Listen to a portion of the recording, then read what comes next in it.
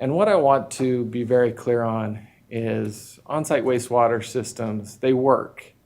But there is some limit to how they work. They really work good in more remote areas with lots of land, and we'll talk about some of those variables. But that's what they were really designed for, was for individuals that do not have an option to connect to a better system, which would be like a municipal sewer system.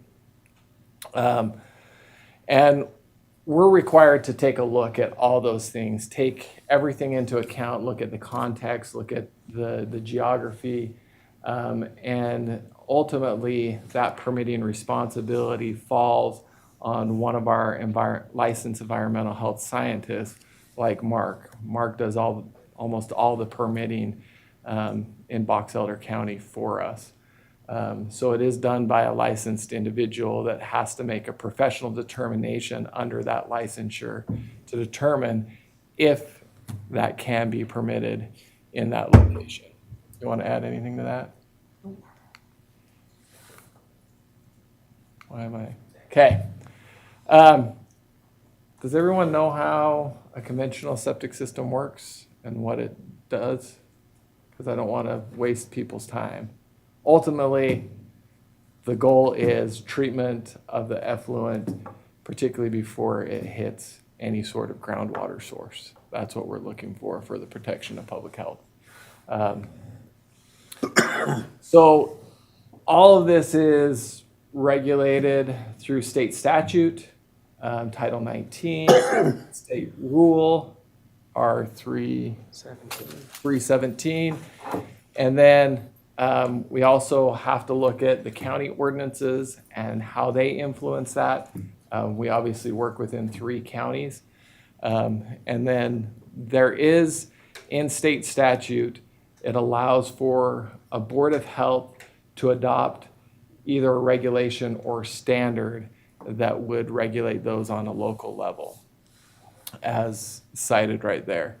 And we'll talk about that. We actually have developed a standard that helps us to address the issue of proximity to sewer systems and how we look at those. But there's a lot of different variables, like I talked about: soil type, how close it is to the groundwater, and other unknowns. Those other unknowns I'll talk a little bit about in my experience. Is there's some real limitations to, like, an exploration hole. An exploration hole goes to 10 feet. You don't know what's at 11 feet. You don't know what's at 14 feet. That's really problematic. But we can't continue to ask people to dig. And that's what's put on Mark's shoulders, is the rule says certain things and he has to abide by that rule as well. So there's a lot of variables. The others are how we use the land with regards to the density of those systems. What is the appropriate density for these systems before you start to not get proper treatment? The on-site surrounding irrigation practices. That was one of the issues in the example that I'll give, is irrigation practices around those, and sometimes those fluctuate, whether or not a farmer puts crops into place or not, and how that flow increases that. The space for the primary system, and then obviously you also have to have a replacement area. And how do we control for some of those things? We run into that on a regular basis. We permit the property, and I'll show you an example of that. And maybe the original landowner sells that property, and somebody says, well, that's nice. I'm going to put an outbuilding right there, or I'm going to put a swimming pool in, or whatever it is, right on that replacement area. Now, if that thing fails, you don't have Plan B anymore. Those are problematic, but we don't go back and regulate that. It's permitted, and that property is given the responsibility to oversee the operation and maintenance of that system. Which kind of leads me into my next one. Oh, I didn't talk about additional flows and discharges. Sometimes the way the design of that community or things like that, how does the storm runoff impact that? How does the introduction of unmetered secondary irrigation influence that? Things like that can all, things that aren't taken into account when Mark permits that system. We can't see the future, and all those things impact how that system works, which kind of gets into the next part. We are putting the burden, Tremont City has taken on the burden to run a sewer facility. Essentially, when Mark hands over a permit to a property owner, they are taking on that same responsibility for all the operation, maintenance, and proper treatment of their effluent from their home. And that's something that people really don't understand when that happens. And we can do a good job of educating that homeowner. Unfortunately, most of the time, Mark is working with a contractor, and so that doesn't even get passed on to the homeowner. But even if we could talk to that homeowner, when that land changes ownership, that's all lost. And so that's another big variable. You have a lot of different people working to oversee the proper operation and maintenance of a sewer system in their backyard, and in proximity oftentimes to somebody else's backyard. So this, do you want to tell about this subdivision right here? That one?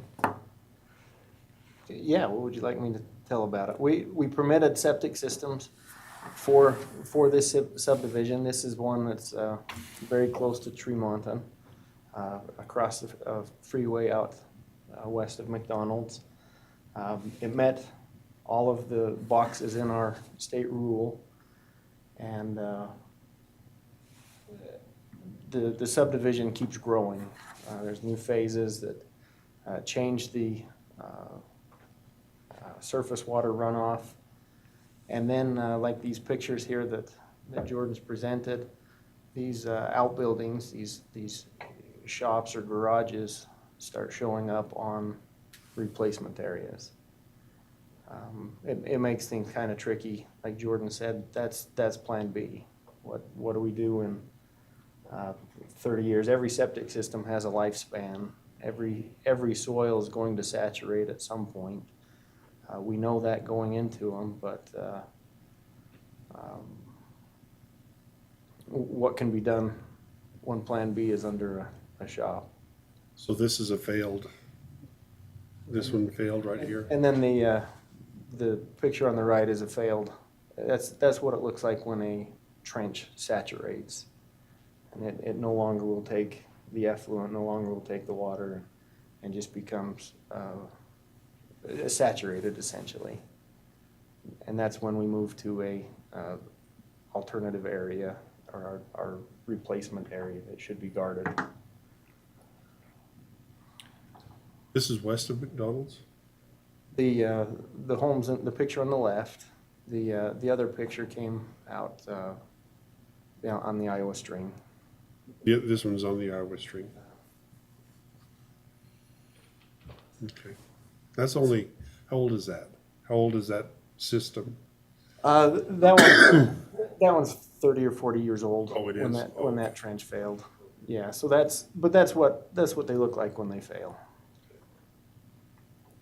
And when they fail, we need plan B.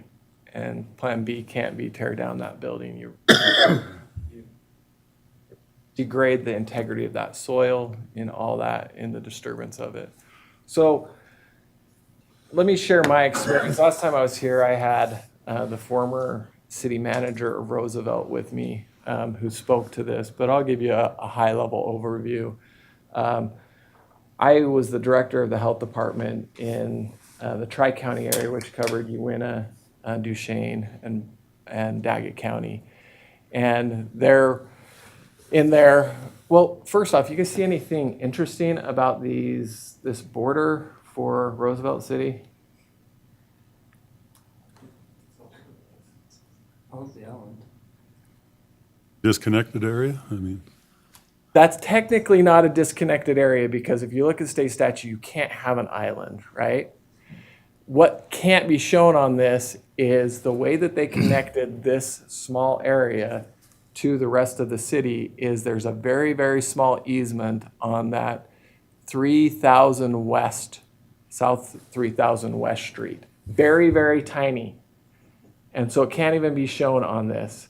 There was a small easement along that road that allowed for the connection to allow that. Because otherwise that would be an island and it wouldn't be allowed. It was some really creative annexation. And the reason that creative annexation took place is because of this whole area right there is called the Cove. And around it, they call it a cove because around it is plateaus. And it creates this kind of cove area. And that whole area was acre plus lots that were developed. Now the history of it is twice Duchesne County put to a vote the option to sewer the cove because it was an area proximate to Roosevelt that had a high level of desire for development. And twice the citizens reject the special service district to sewer the cove. There was studies that were done and they rejected that. And then this small subdivision that you see right there, those 5 little roads, was called Stonegate. And it was developed in 3 different phases over a long period of time. And over that period of time, each lot had its exploration hole dug and was approved for sewer. Each one of those exploration holes were dug to 10 feet, and everything was approved. But one thing, going back as I ran into a problem, I remember it was probably 2 months into my job out there, I get a call from the commissioner and says, we have a real problem and I need you to come out to this subdivision. We have people with sewer in their crawl spaces and we need to figure out what we're going to do about it. So I go out there with my team, we take a whole tour, and sure enough, people have water intermixed with their effluent in their crawl spaces. Not a great situation. And so what do we do about it? We had a really, really rainy season. And so the counties decided, okay, let's see if we can pump some of this stuff out. There is a wash that runs close to there. As they went to dig the holes to put the wells in and see if they could start pumping some of it out at a pretty big expense to the county. At 13 feet, they ran into an impermeable layer. So our 10-foot exploration holes didn't discover the fact that this whole subdivision was in a bathtub. And not to mention, the land right next to it had just been put back into irrigation for alfalfa. Plus a wet season, plus about 5 years into the development, they brought unmetered irrigation to that subdivision. So all those things over time filled up this bathtub and led to a saturation of the soil to the point where most of those systems were not working. So what is the solution? You don't go to a replacement area in an already saturated soil, right? The other thing that I found out as I looked at it, the county, those were acre lots. They were acre lots measured from the center of those roads. So they weren't true acre lots. So you had a higher density than we typically would have wanted. So all these things come together to create this issue and to create a lawsuit that the health department, the county, and the city, because the city provided culinary water to that subdivision, all got Long story short, it took about 2.5 years, and had a lot of heartache for a lot of people to eventually get a sewer system in there. And what I want to tell you is the cost to sewer that section right there, as opposed to sewering the entirety of the cove, which was quite a bit larger, the cost was more to sewer that than the original estimates that were rejected to sewer the entirety of that cove area, which would include a lot of residents. So that was the hardest part, because now the burden on the city was the city said, yes, we will allow you to connect to our sewer, but we have to institute a special assessment area because the rest of our residents aren't going to pay for the sewer for these individuals. So now these individuals are paying the loan repayment on this sewer system. And because Duchesne County is an energy producing county, we were also able to get mineral lease dollars through, what is it called? CIB, that may not be available to other communities. So we were able to get that as low as we possibly could, but they were still around $90 a month for their sewer bill, just for the loan repayment alone. And we were able to get quite a bit of grant for that.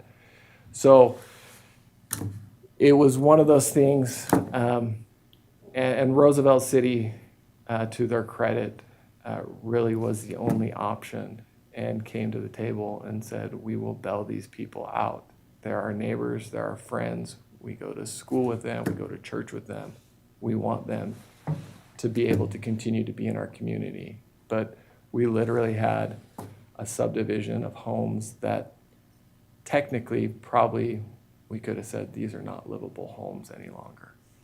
So where they were running sump pumps in order to keep their homes livable for 24 hours a day almost. So that's my cautionary tale of how do we work together, health department, county, and cities, to figure out how do we determine development close to municipal areas that can provide a better source of treatment for that. Part of our solution that we came up with is what you have in front of you, is our on-site wastewater standard. We went through and we developed it. The highlights are really we're trying to figure out how can this be sustainable and be environmentally responsible. So we determined that we will require a connection to public sewer when such sewer is determined to be available. Now the question is, how do you determine whether it's available or not?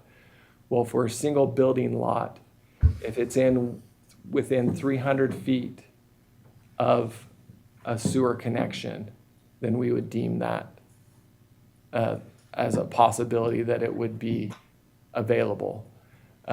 For a subdivision, we take it down to 150 and we multiply it by the number of lots. And then we determine that. And then the final determination falls on the city. In our area, cities are the ones that provide all the sewer. If it were a special service district, it'd be the special service district. Whoever the sewer provider is gets to make that final determination of whether or not it's available. We aren't going to dictate as a health department how a city develops and how they determine they want to grow. But if we can help encourage positive growth in and around a community in association with a city, that's what the standard is designed to try to help us to be able to do. Now, if you say it's not available, Mark will do what he needs to do, and he will go out and look at the feasibility. What I've learned through all my experience on this is not every piece of land is equally developable. I don't even know if that's a word, but they aren't created equal. And Mark has a really tough task of having to look at that, determine that, and sometimes deliver the bad news to somebody that their piece of heaven or their future isn't what they thought it was going to be. And sometimes it takes that courage to do that so that we don't run into some of the issues that we have. Because I remember talking to an individual saying, we built our dream home here, and now I have sewer running through my crawl space. And that's heartbreaking. I think those people would have rather heard up front, this might not be the best idea. So, and there were a lot of variables that ran into it. I think our team did what they were supposed to, but the problem is, as I looked at it, one of the other complicating factors is there was probably 8 different scientists looking at that lot and those lots and determining it and making determinations over about a 15-year period. So the consistency and looking at it through a consistent lens was lost as well. So you have anything else you want to add? I don't think so.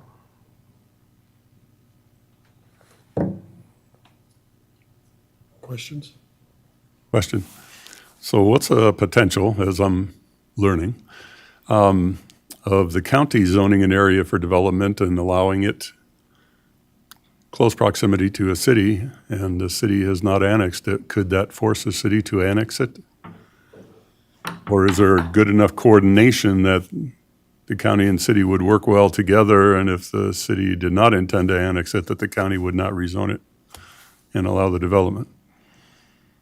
I don't know that. Do you want to talk about the county ordinance? Yeah, so the hope is that we all work together, right? The county, the city, the health department, we are all in the same playing field. Our standard couples with a standard that the Box Elder County has passed, that if that subdivision or if that lot falls in, we'll say Tremonton, if that falls in their annexation plan, or Mark, what's that plan? Future annexation boundary, or right next to our annexation line if we've already reached that future annexation boundary. It will, that standard will kick it back to that decision, just like our standard will, where it will come before, I don't know if it's Paul that makes that, and Paul's group that makes that determination. Yeah, the land use DRC, Yeah, they'll ultimately have the say on that. whether we can serve them or not, have the capabilities. Does that answer the question? I think so. So I'm thinking of like one subdivision on Iowa String Road. So when you get south of the city boundary and look on the east side of the road, those homes have gone in, if you know where I'm talking about. And I don't know if they're within 300 feet of a sewer. I wouldn't be surprised if they are. But they're not in the city. They may well be within the annexation boundary. They are. So is there the potential that we would have to provide a sewer system to them? Gee, they have a failure. I don't think, that- Isn't the other new one, is what we talked about, was right next to that one? Yeah, I think, and correct me if I'm wrong, Paul, but that was one of the main reasons that the county, the health department, and the city got together, because they have 20 lots? How Got many? somewhere in there. 20 lots, and if 25. you made that multiplier, then they easily would be required to go and connect to the city sewer. At the time, the county didn't have an ordinance, nor did the health department, and so it was just treated as, And they did approach the city to annex in, but the developer didn't want to spend the infrastructure, and he was able to get water. You know, if he had to put in wells, probably that subdivision would never went. But he was able to get West Corinne water, and by doing that, then allowed septic tanks to go in a lot easier, because he didn't want to put in infrastructure for the sewer or for the secondary requirements. Because we look at that too, we have to be able to provide water, not only to drink, but to put on their lawns. So if I understand correctly, some of this is before ordinances or standards or whatever the case may be, but the situation we're in now, if there's a failure there, would we then be responsible to provide the sewer system? Well, they all have replacement areas right now, and so I think that would be the case. I think the bigger question is what's the lever when that does become Tremont City? There's always, one of the other big fights that subdivision had was there's a significant cost to not only, what do we call that? It's not dismantling, but decommissioning your septic system or your on-site wastewater system. That has to be done appropriately. And then the cost for the construction and connection to a sewer system. That was significant. We covered 100% of that with grant dollars because we knew that was going to be too much to place on them in addition to a $90 just service fee for sewer. And so those are things as you grow, that's the other reason, like looking at these annexation areas, if one day sewer is going to go there and we are going to approve that, how do we do that in a way that has the least future burden on homeowners?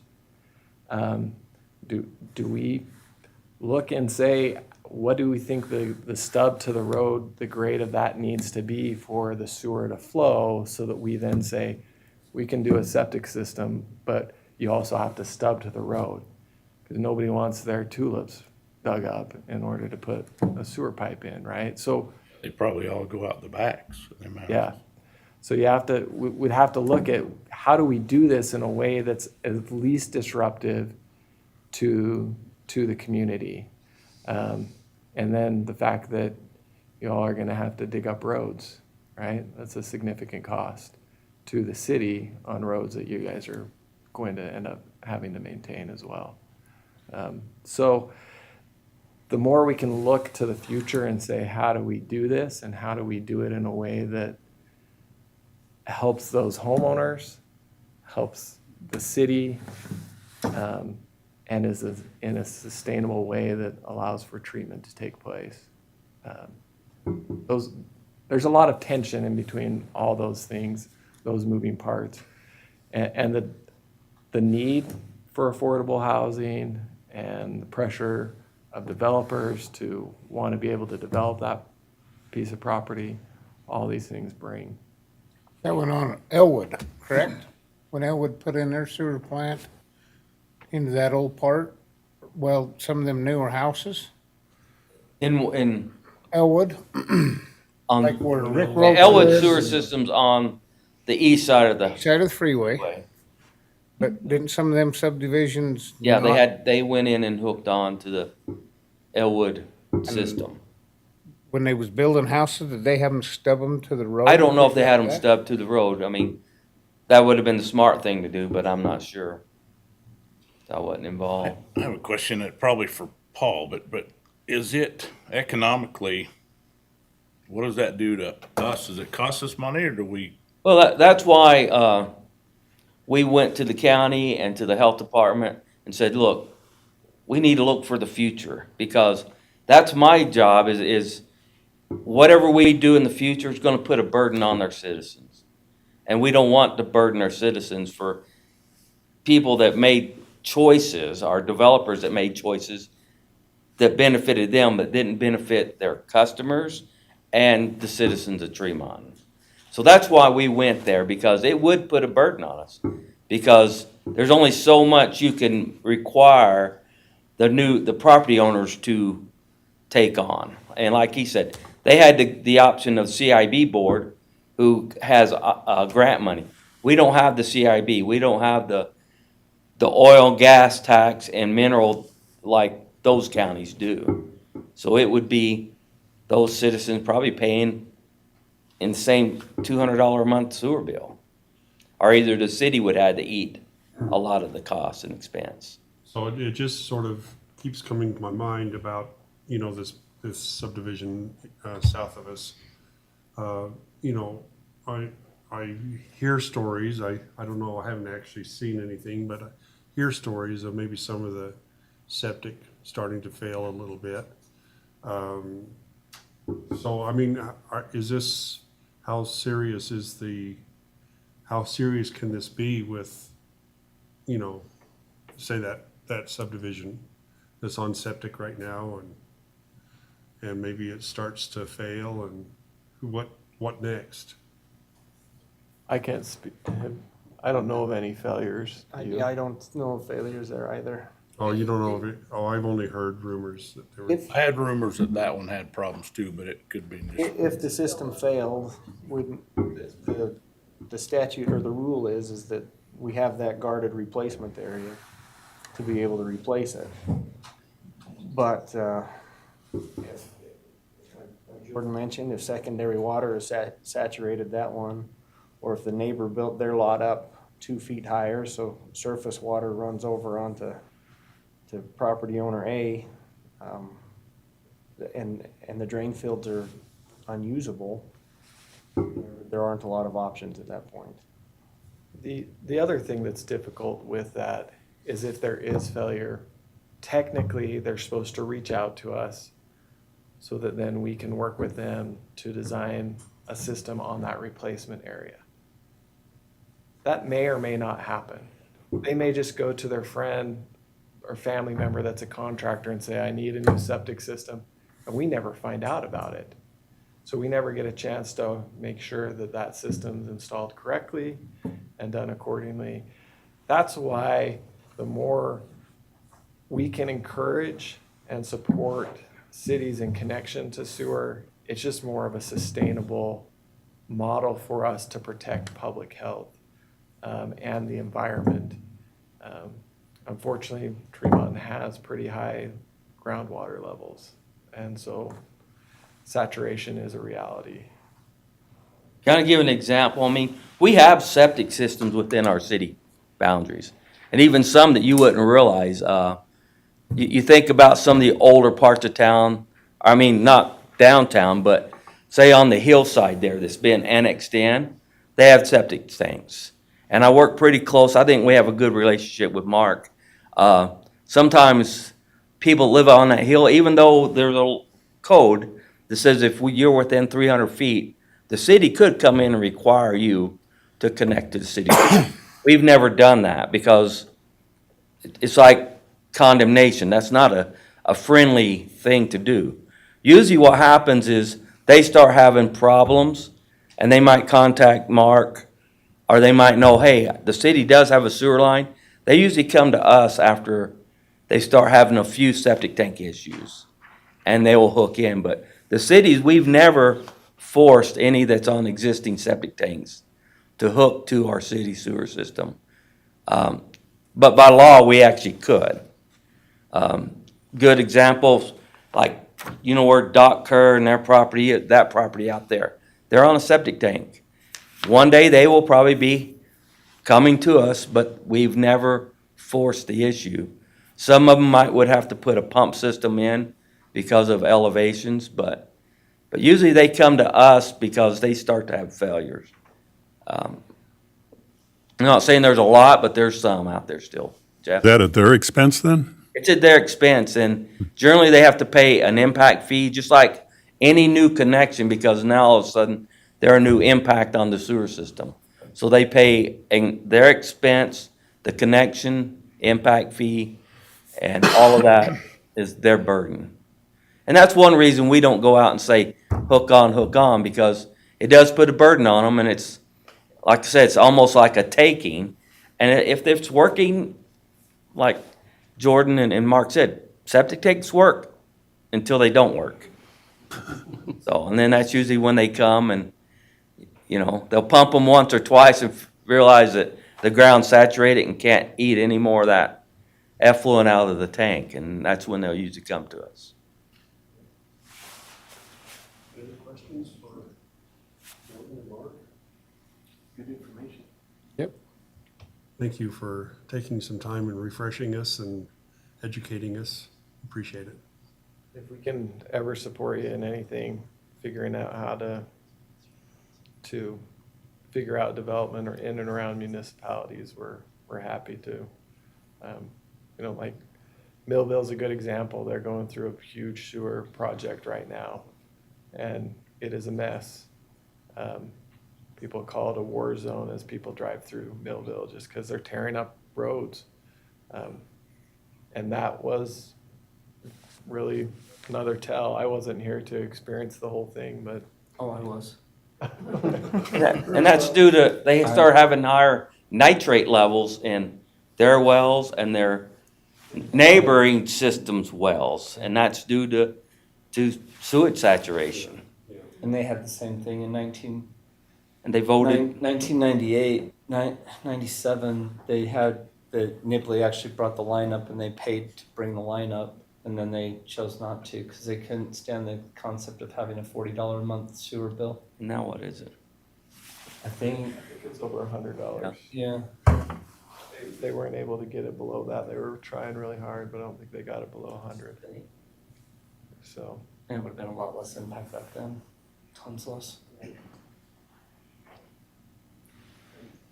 Well, we appreciate it. Thank you. Thanks for spending some time with us. Yeah, well, thank you. Well, let's see, should we just go through the agenda a little bit? Maybe we can, let's see, are there any, I know we'll talk about this when we have a regular meeting, but there's no declarations of conflict of interest or anything like that, I'm guessing. The agenda itself, so let's scroll down there a little bit and maybe just quickly discuss some of the resolutions and council business. Let's see, discussion and consideration of adopting resolution number 24-28, approving the industrial use water, industrial user water, wastewater discharge permit agreement between Autoliv and Tremont City, and I guess that's. It's just a standard renewal every 3 years. Nothing's changed on the permit, nothing's changed on their effluent they discharge. And we have 3 industrial users we do that with. Post, West Liberty, and Autoliv actually came to us, because they're a minor user, but just so that they were a good player, they says, hey, we'd like to get a pre-treatment agreement, and we worked that up probably 6-7 years ago. So it's just a renewal. Every 3 years we do these. Any questions on that? Yeah, Jeff? Yeah, I assume something and I don't want to assume. So the health department, they have no concerns with these things? No, and they have no oversight on our treatment facility. That's all regulated by the state. Mhm. The only thing they would have an oversight is if we had a sanitary sewer overflow or a spill. Usually what I do is I contact the state. The state would then contact the health department and work both sides of it. But as far as the city sewer system, yeah, we're not regulated by the health department. It's all state regulated. Thanks. Any other questions? Discussion and consideration of adopting resolution number 24-29, approving a professional services agreement with Squire to provide audit services for Tremont City for the fiscal years ending June 30, 24 to 2028. Is this going to be you, Mark, or? Curtis is here for this. I'll go ahead and take this one. So some of you may remember last year's audit had a little bit of frustration to it. It ended up being delivered late again. We had put the auditors on notice that we were expecting timely delivery of the audit. It should be able to comply. So after last year's audit, I told them we were going to go out to bid. So we spent the time, prepared up a request for proposal. We put that out. We received 2 bids. Lindsay, can you scroll down to the scoring? We actually developed up a scoring matrix. We had Mark, Lindsay, and I review the 2 proposals. We scored them out based off of what they submitted. The key thing was Squire Company brought a little bit more technical experience to the table. Joan Simpkins in full disclosure, did have a lower fee. They knew they were in trouble. They bid it pretty aggressively. But the Squire and Company has a more professional approach. Based off of what we've seen them do with other entities, they will deliver on time. They'll have their staff out here to actually accomplish what we need them to accomplish. I think the city will be better served. The three of us came to the conclusion the city would be better served by switching auditors. Just so it's on the record, Jones Simpkins has had this audit since about 1996. So that it's been, there's a long time of engagement, even though there's been a number of people that have rotated through, we've had different eyes on it. That didn't necessarily completely factor in the equation, but that there is a length of time there with the firm. So we're recommending a switch to Squire and Company is the bottom. What's the difference in cost? Let's see, their price came in at 31, and I think Jones Simpkins' first year was 25. 27. 26. Or what? I can't remember. It was there was a few $1,000s difference, and some playing with some numbers. I'm not entirely sure they could stick to what they. I mean, they're going to have some struggles. But yeah, it's 31, and I think the other one was either 25 or 26,000 for their first year. So, do you have it, Mark? 27.4. Oh, 27.4. I was giving him more credit. So $4,000 difference, and we thought the professionalism that Squire presents. I will say, Squire has taken over a number of entities up more towards the north, so they're based out of Orem, but they have Box Elder County School District, South Salt Lake City, Utah Local Government Trust. They're familiar with some of the service districts that that would only provide like sewer service or water service. So they have familiarity with utility billing and those type of aspects. I know that Logan City School District switched from Jones Simpkins to Squire and only had absolutely fantastic things to say. They're like, the audit went so much smoother, less disruption, but still got the same amount of assurance, quality testing. It was just more organized. Were the three of you in concurrence? I think at the end of the day, everybody was, yeah. I mean, it was reading through it, it was just the whole presentation. I openly disclose this to them. I have a bias because Jones Simpkins is where I came from, and they're a quality firm.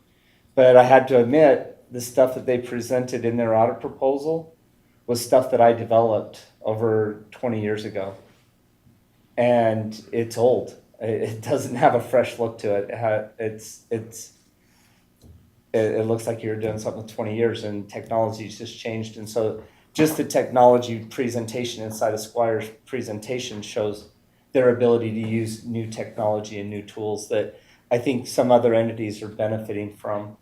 Yeah, we pay a little bit more for it, but I think we'll find less disruption to the staff. I think we'll find a better product overall, better service, which is sad to say it's disheartening for me. It really is.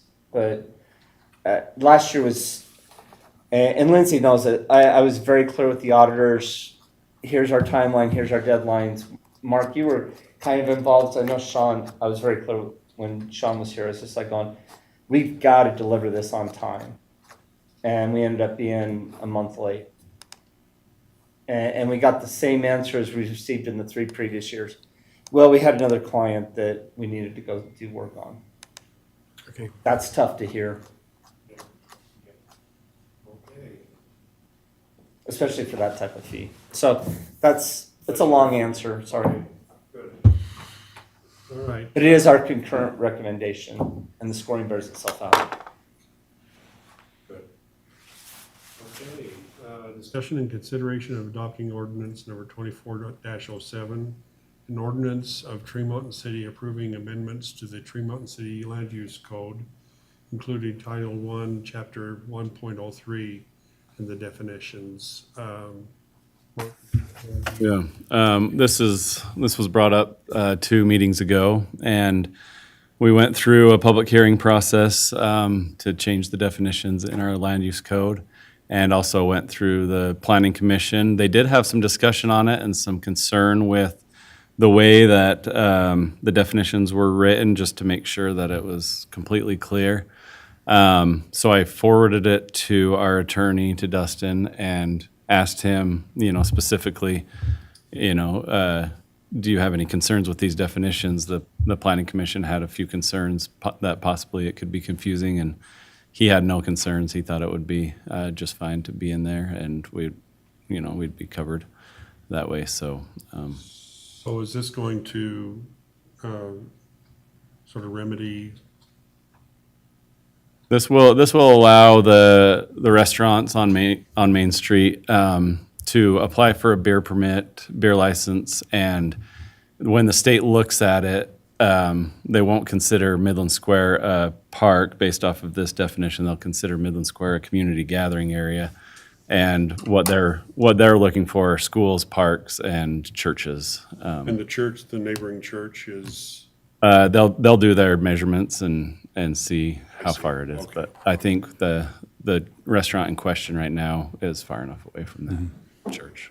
If a church comes in and says that they don't care if a restaurant offers alcohol, I don't think they can do that, can they? Isn't that driven by state statute versus allow them come in and saying, we'll give them an exception? If the restaurant came in after the church was already there, as far as I know, and Jeff might have that answer, but I know the city can write letters of recommendation, kind of allowing it. The church may be able to as well, but I think the state is fairly strict on the distance between the church and the restaurant. so the public gathering area does that sort of negate that ruling? Or the park. That's for the park. It does for the park, but it doesn't, not the church. not the That's got church. an answer, I think, didn't he? What's that? You look like you Yeah. know that answer, do you? Well, in studying the statutes, I didn't see any option for an appeal. So a church being able to say, no, we don't care. The statute, to me, is pretty clear that it just says if it's, well, depending on how you measure it, whether it's direct distance or walking distance, they can crosswalk 200 or 300 feet. And I don't think El Cholitas has any problem with being further away than that. Other ones that were closer, I think the state would prohibit such a permit for beer or alcohol. Well, beer would be the thing. Alcohol is even a further distance. So, but I'd just like to see if there's not some way of exploring Yeah, we can. churches on Main Street, if you will. Because I just don't feel that they should be able to exclude restaurants from coming in and serving beer.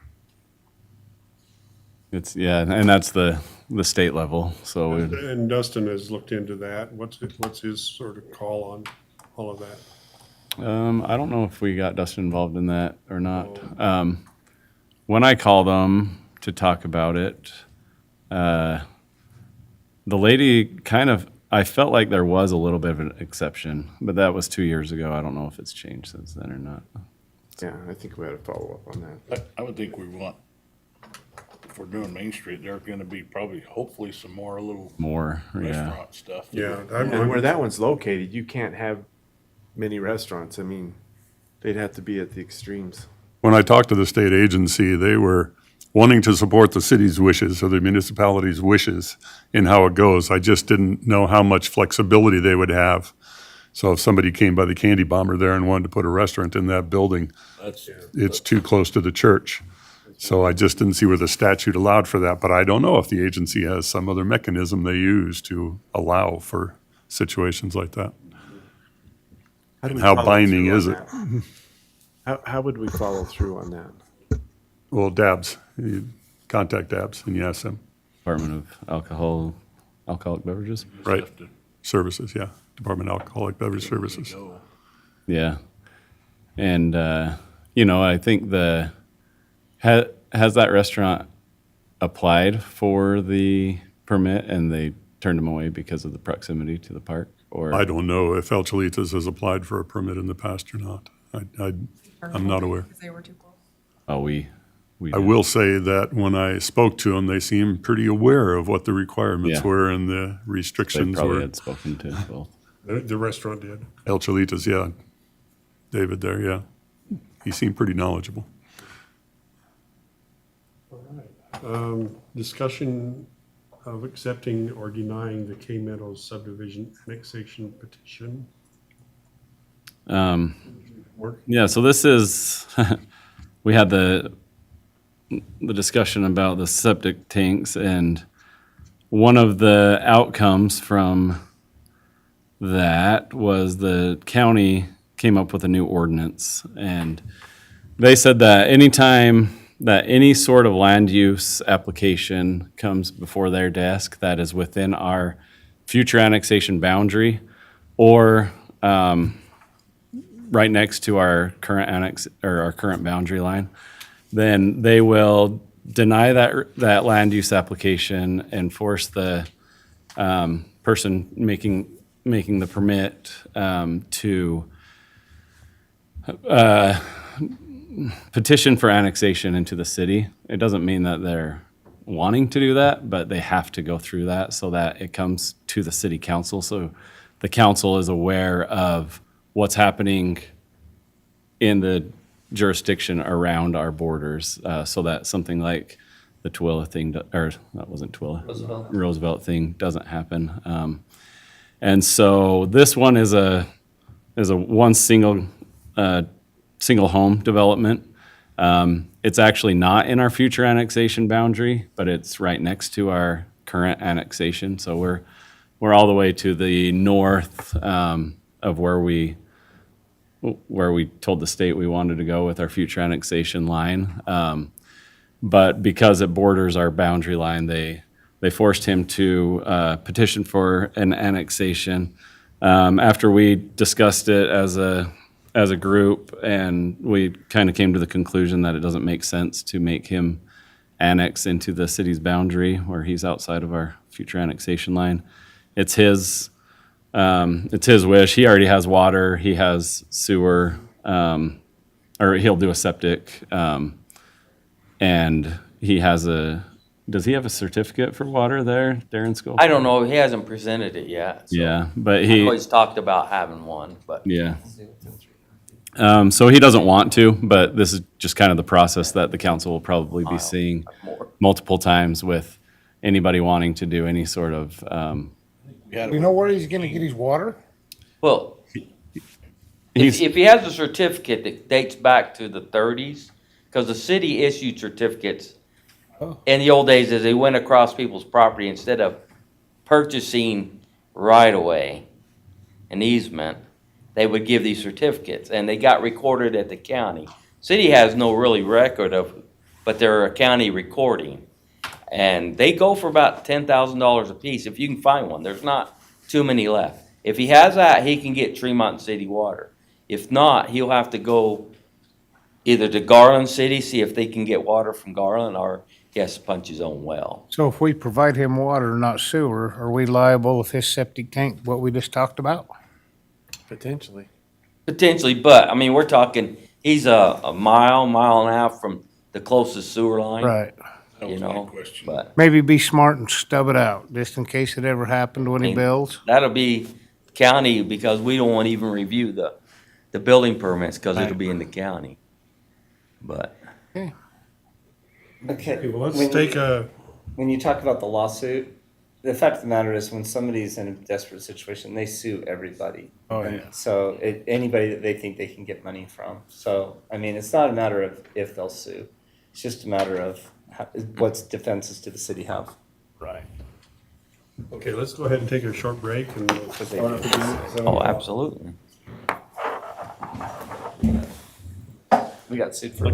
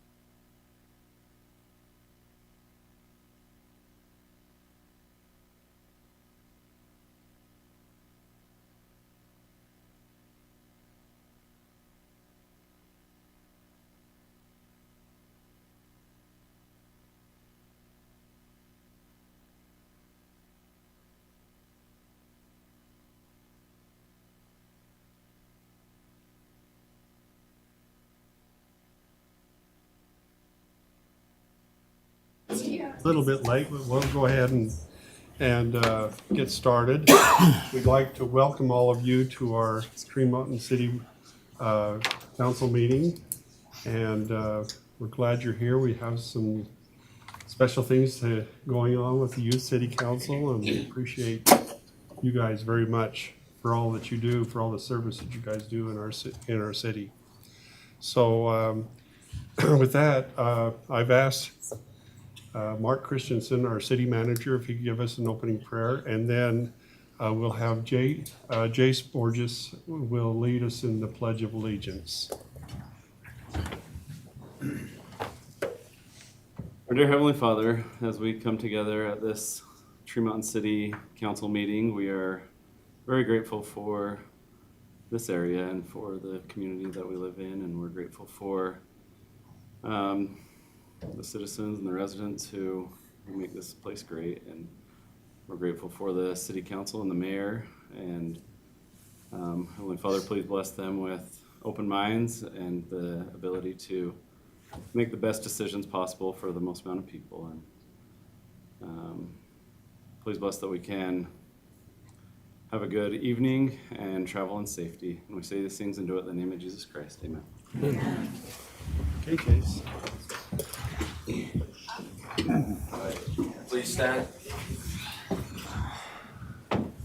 I pledge allegiance to the flag of the United States of America and to the republic for which it stands, one nation, under God, indivisible, with liberty and justice for all.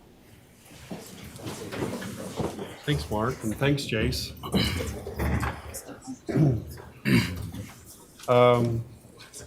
We have a lot of people here that maybe are not familiar with all of us, so I'll go ahead and sort of introduce all of us to you. Over here to my left, we have Mark Christensen, our city manager. Well, we'll talk about Mark in a little bit, but this is his last city council meeting, and we're going to miss him dearly as he moves on to another responsibility. Over here to my left also is Councilmember Jeff Holt, Councilmember Blaine Westergaard, and then right here is where Lyle Vance would sit, but he's been excused. He's on a vacation. Myself, I'm Lyle Holmgreen, the mayor. Brett Rohde over here, Councilmember Brett Rohde, and Councilmember Wes Eastep. Then we have Lindsay Nessen, our recorder. Paul Fulgham is back there, back in the back. He's our Public Works Director. Justin Cordova, our Police Chief. Brady Hanson, also over there, our Fire Chief. Sarah Mormon, our Main Street Manager, and Curtis Roberts, our Financial Guru. And then, of course, all of our Youth City Council members. We're grateful that you're here with us. I introduced him as Blaine, and it's Blair Westergaard. Oh, I'm sorry, Blair. I have it written down there. I knew that. You're fine. Screwed up. Okay. Council, do we have any declaration or any conflicts of interest? No. None to be displayed. Approval of the agenda. Council? Make a motion, we approve the agenda. Moved by Brett Rohde, I second it. seconded by Blair. All in favor? Aye. Approval of the minutes from, well, we have 3 sets of minutes of April 25th, May 7th, and May 15th. Review the minutes, and is everything, we're good to go? I went through the minutes and they. I'll make a motion, we approve the minutes of all 3 dates. Motion by Wes, I second. second by Blair. All in favor? Aye. Okay, now we have a presentation by our youth city council mayor, David Borges. And then we're going to hear also from our youth city manager, Beckham Saunders. Go ahead, you guys. All right, hello, I'm David Burgess, and I'm the outgoing mayor of the Youth City Council. And tonight we wanted to show you a little bit of what the Youth City Council has done this year. So here's going to be some pictures of some of our activities. So this past year we had 21 members. Our members are all from the grades 9 through 12, and our group's been awesome. We have kids that are involved in all sorts of high school activities like cross country, swimming, wrestling, track, water polo, student government, theater, and orchestra. And many of us also have jobs and church callings as well on top of that. With all of our different backgrounds, it's really made an excellent group this year. And we've been able to give 321 hours to the community this year. We helped at 17 different events for the city.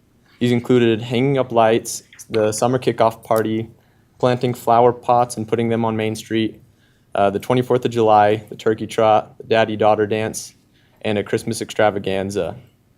We also had 2 events where me and Beckham, who's our city manager, both planned and organized ourselves.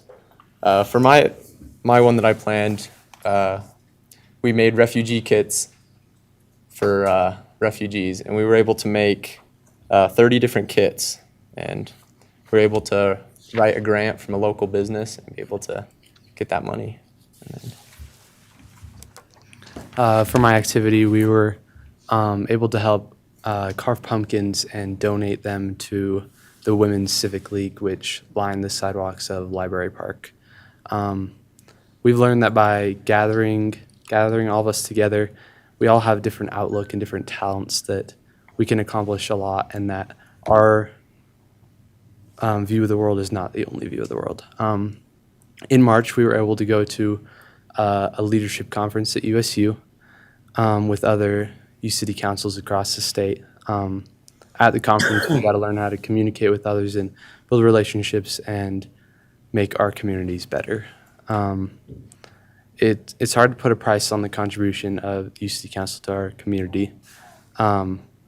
We could count the hours, but we aren't factoring in the contribution of the members. As youth, we've gained lots of skills and developed a lot and developed leadership skills and learned to work together. Even then, I don't think we could put a price on what this is doing to our community, because it won't stop, and it's going to bless all of our members, our 21 members, in our futures. We're glad that we could be a part of the council and serve these last 2 years. Thanks for supporting us and letting us be a part of the city council. Thank you.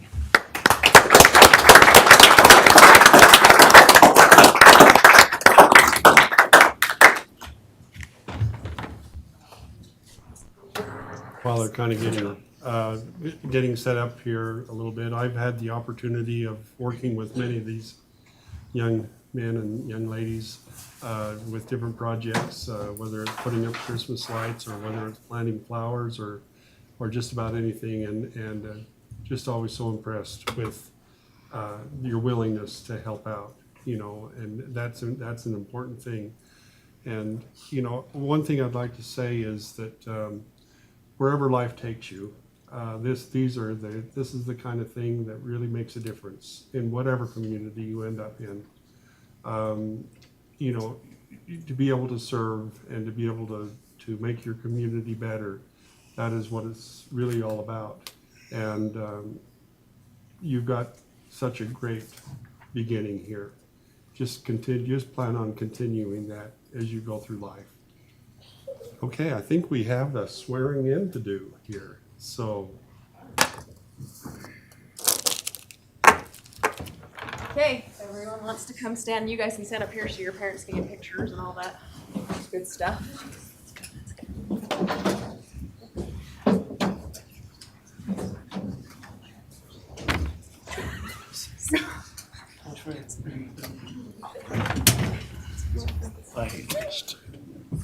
Slide down. Making 2 lines. Might have to go 2 rows, huh? Look at this. That's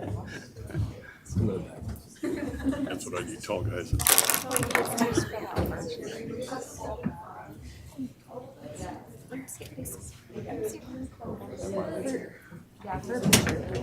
You come in behind. Yeah. Yeah, you sneak in here behind. Just say excuse me. Any taller ones? Do like a half squat? Just a half squat? Perfect. Ready? Okay, everyone's gonna raise their right hand and you're gonna repeat after me, okay?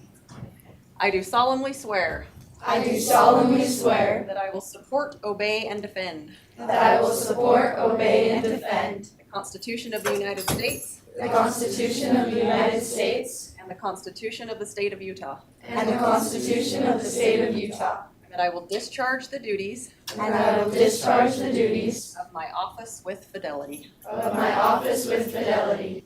Good job.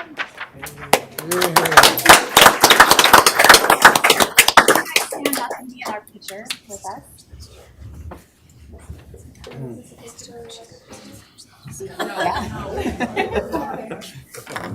Can you find a window? Why don't you squeeze over here, Lindsay?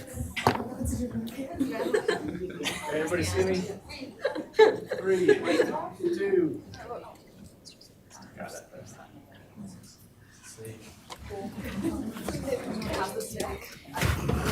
Well, Jaden's not here to sign one. Just forge the signature. He's got to be ready. Group. Perfect. Go ahead and sit down. Yeah, thank you.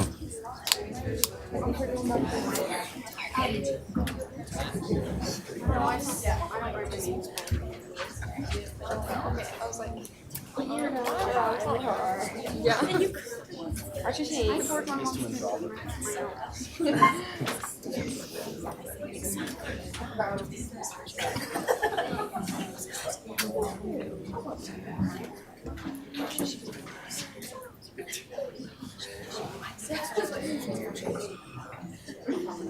Please. Okay, so we are going to, we have a couple of scholarships that we're going to be able to give out. And I will go ahead and just read a little bit about these individuals.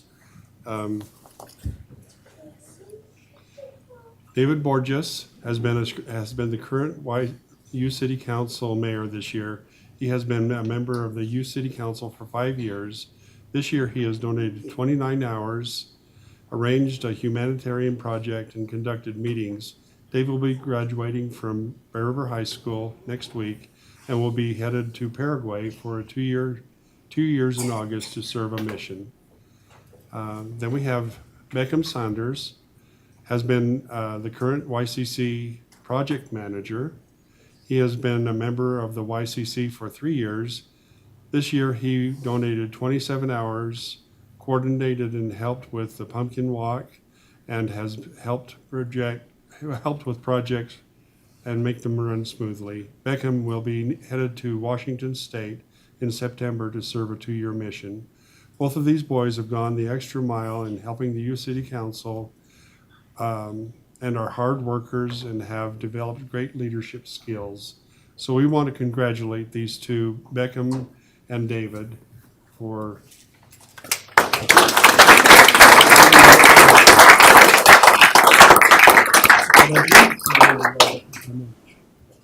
Do you?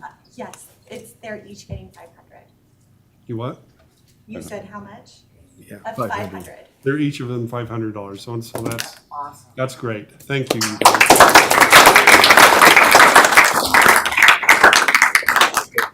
And, we want to thank Caroline for all the hours that you spend working with these young men and young ladies. That's what a great opportunity, and you've done such a great job. We appreciate it so much.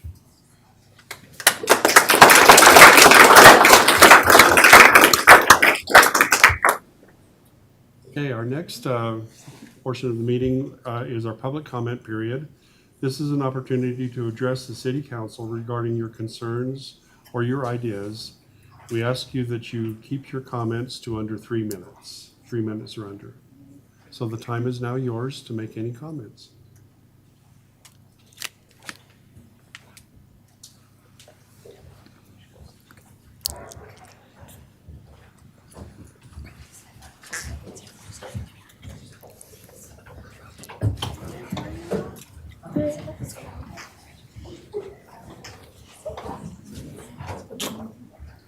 it's a staged walkout or something. Oh, yeah. He invites people to come up. Going the wrong way.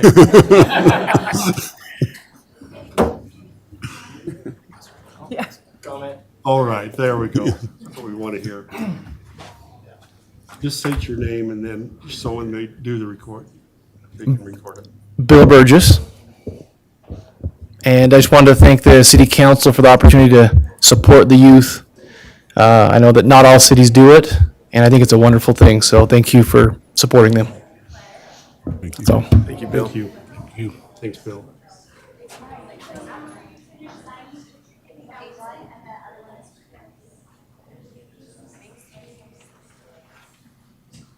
Okay.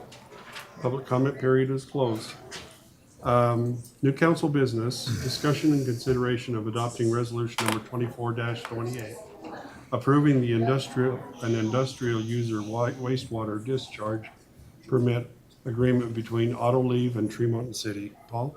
Yeah, this is just a renewal. We go through it every 3 years with our three major industries. Autoliv, they are a small user. They discharge they have a line where they might have explosive components in it, and so they have a small treatment unit it goes through, and they skim those units off, and it goes into a 55-gallon drum, and then the effluent goes out to the sewers, and it's about 200 gallons a day that goes, but they skim off anything chemically that is explosive.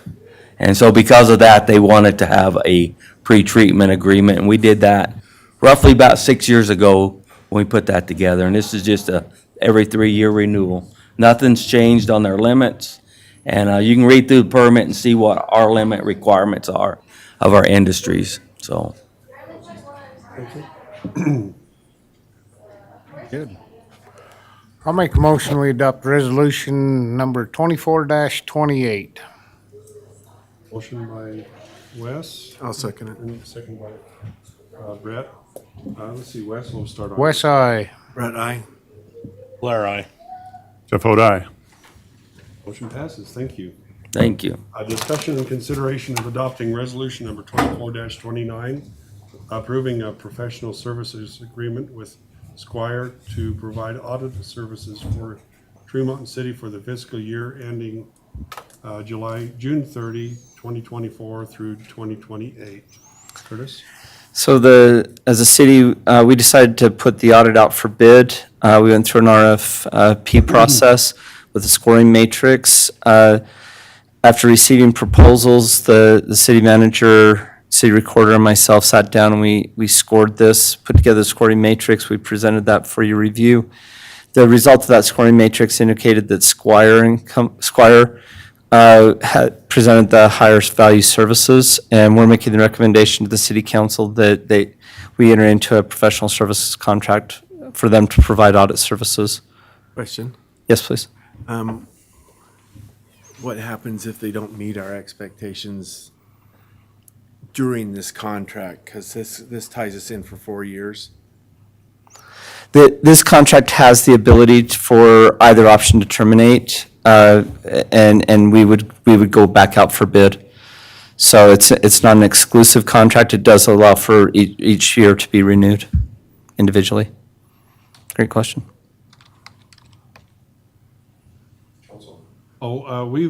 So for those of you who were here in the work session, we talked about this quite at length. So we're not just hurrying through and deciding on something without really knowing the whole story. Council? I make a motion, we approve the resolution 24-29 for the. Second. Motion by Blair and seconded by Jeff. Let's see, Brett? Brett, aye. Blair, aye. Jeff O'Dye. West Eye. Motion passes. Thank you. Thanks, Curtis. Discussion and consideration of adopting ordinance number 24-07, an ordinance of Tremont City approving the amendments to the Tremont City Land Use Code, including Title I, Chapter 1.03, the definitions. And so, Mark, this is one of those we spent quite a bit of time on also. Mark, could you kind of refresh us though? Yeah. So this is a land use change because they're definitions in our land use ordinance. And so it had to go through a public hearing process, which happened last Tuesday at Planning Commission. Planning Commission had a good conversation about it and recommended it they wanted to make sure that our attorney also reviewed the definition and the wording in the definition. And he did review it, and he has no concerns over the definitions. What this does is it separates, instead of all of our outdoor space being considered a park, it has community gathering areas and parks. The state looks at, when a business wants to apply for a beer license, the state will look at a few things like schools and churches and also public parks.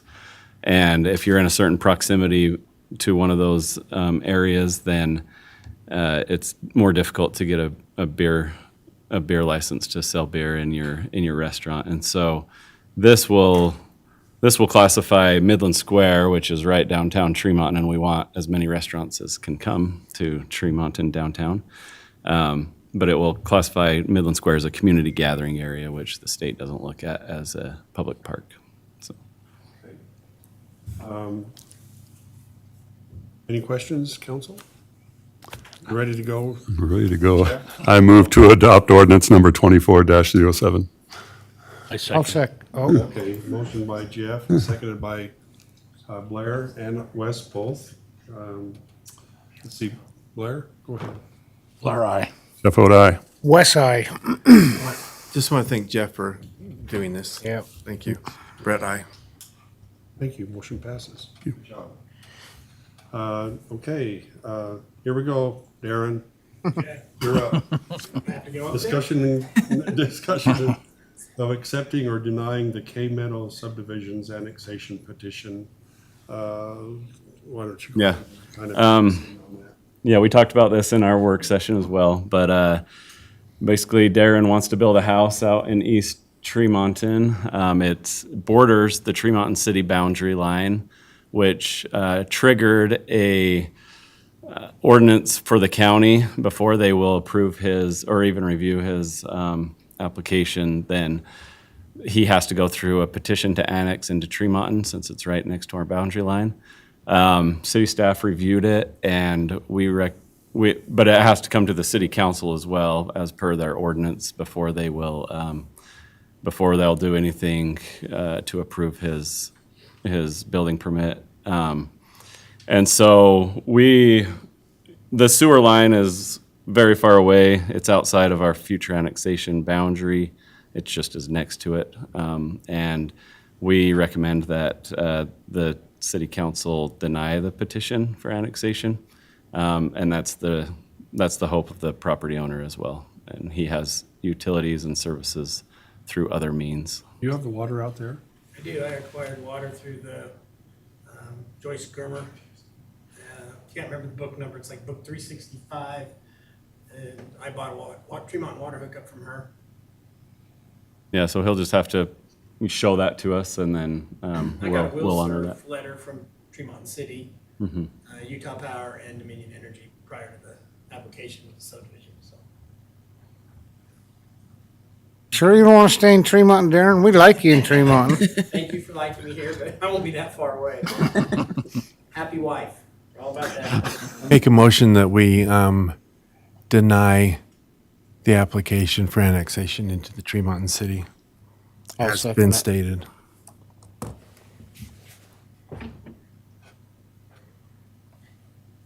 I Oh, I'm sorry. seconded. You made the motion. He Did made you the second motion. it? Yep. Motion by Brett and seconded by Wes. Let's see, All in favor? right, Jeff, you're up. Jeff vote aye. All this is just an Yeah. yes or no? It's not a resolution, so. Motion. All in favor? Aye. Sounds like motion passes. All right, very good. That completes our new council business. Calendar items, review of the calendar for the upcoming and I always forget something. So the something I forgot is Memorial Day. So you might want to talk about Memorial Day. Oh, yeah, definitely. On March 27th is our Memorial Day celebration at library, or at the cemetery. I want to take this opportunity to thank our Public Works Department for really going above and beyond to make sure that we've got something very special going on at the cemetery this year. We're going to be commemorating the Borgstrom boys. It's been, this year is 80 years from this summer that all 4 of those boys were killed during World War II. And, you know, I think that one time the city sort of said, well, we'll do something kind of special for you, and that was 80 years ago. It is time, and we got a structure that we're going to be placing over the 4 brothers. Our local artist, Val Lewis, has constructed a bald eagle. This is like a 7-foot wingspan sort of a thing, and with a structure that's going to hold this eagle over the boys as if it was watching over them. And so it's going to be a really special thing. We're going to have Governor Cox will be in attendance. He'll have a few remarks, and the family will be there, and it's just going to be very, very special. There's not just this is a special thing, but also it's a time when we're able to recognize those who served and those who paid the ultimate sacrifice for our country. It's a very, very special event. Mayor? Yeah. What time? 9 o'clock. Thank you. The meeting will, the commemoration will begin at 9 o'clock, and we'll have reflections there. They will be singing. We'll have the Honor Guard Post 76 will be doing their tribute to the fallen soldier, and 21 gun salute, and it's pretty neat. Yeah, so everybody's invited, and hopefully you'll take time to be there. Do need a little help on the summer kickoff party, if anybody is available.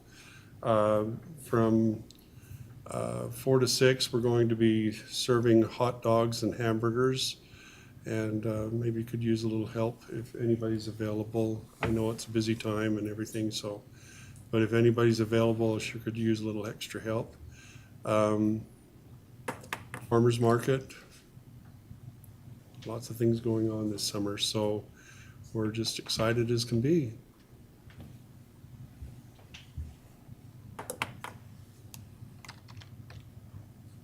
All right, good. Is there any unfinished business that we need to take any action items or any action on? Hearing none, we'll go on to reports. Let's kick it off right off to the start with Curtis. Curtis asked if he could give us a little presentation or a little analysis where we're at on our fraud risk assessment. Take a few minutes on that, please. Yeah, so this is required by state law that the city administration go through and do a fraud risk assessment.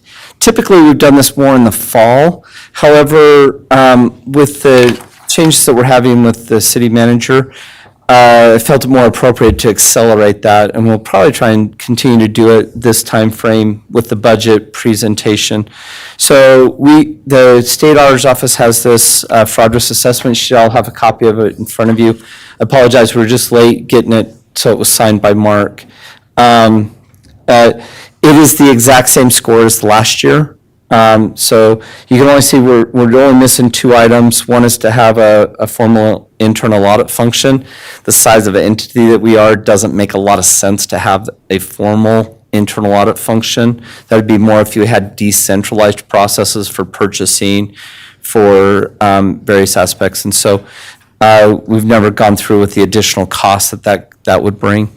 And then the city at one point had an audit committee that was comprised of 2 members of the city council. That kind of disbanded as the city council felt like it wasn't providing a lot of value. That's something that we could implement and bring back. They would meet 4 times a year. But right now, the city council hasn't chosen to do that. So we score of 355, that puts us in a very low category. We're only required to present this to you. There's no action that city council takes. It's more of a notification process that we've done this and where the city stands. So if there's any questions, I'd entertain it. Thanks, Curtis. Okay, Mark, anything you want to share with us? Yeah, well, thank you for everything. Working with each one of you has been great, and I appreciate what the city has done. I think the city has a bright future ahead. I do want to update you on the search for a new city manager. And a conditional offer letter has been sent and has been agreed upon the terms. He's just doing background check, drug test, and physical that we have all of our city employees fill out. So there just hasn't been a formal offer signed, a final offer signed. But we anticipate that all of those come back clean. And if they do, then he can sign that offer and then give his employment the 2 weeks that they deserve, and probably be up here in a couple of weeks. So we anticipate that. Anticipated higher. June 10th is what we put in the offer letter, and he felt good about that. So that's all I have. Okay. All right. No reconsideration, nothing like that, I guess. All right, let's see, DRC reports and comments, anything there? A lot happening. There's tomorrow on DRC is a new phase for the Harvest Village subdivision. Or is it the Harvest Acres? Harvest Acres. Harvest Acres, the homes, the new phase for the homes. Which is just right across the street from The cemetery, or yeah. So, Fremont Street over to Palmer Pike. The west side of the canal. yep. And this is kind of the west side of that development, where the single-family homes are. And so that's on DRC tomorrow. We are going to we want to approve a new schedule for DRC and have it every other week. So it would be the day after council meetings, where but we'll probably always have staff meetings on the off Wednesdays. It gives the DRC more time to review the stuff outside of the meeting, which helps because we can only go through an official review at DRC 4 times before we have to allow it.